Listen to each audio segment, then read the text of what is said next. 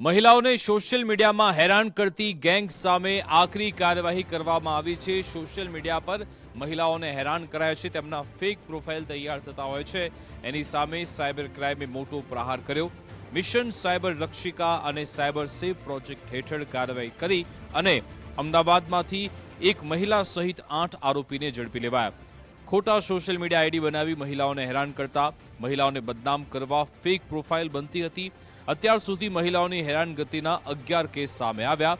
હેરાનગતિ સાથે મહિલાઓ પાસે પૈસાની ઉઘરાણી પણ કરતા 2 આરોપી વિકૃત માનસિકતા ધરાવતા હોવાનું પણ સામે આવ્યું। કેટલાક આરોપી અન્ય જિલ્લામાંથી પણ ઝડપાયા। મહિલા સુરક્ષા માટે પોલીસ કમિશનરે ખાસ અભિયાન શરૂ કર્યું છે। 8 પીઆઈ સહિત ઉચ્ચ અધિકારીઓની એક સ્પેશિયલ ટીમ બની છે। સાયબર ગુનાઓની ફરિયાદ માટે ટૂંક સમયમાં એક નંબર પણ જાહેર થશે।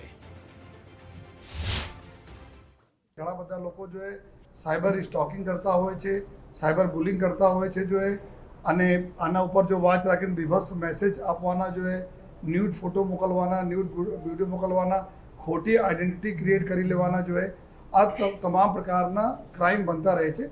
જેથી લોકો તો અપીલ કરવામાં આવી હતી જો કે કોઈ એવા હોય તો તાત્કાલિક જો અમદાવાદ શહેર જો સાયબર ક્રાઇમ યુનિટમાં જો આવીને કમ્પ્લેન કરે તો કુલ 11 જેટલા આપણને કમ્પ્લેન મળી હતી અને 11 આ બધા લગભગ જુલાઈના મહિનાના કમ્પ્લેનો છે।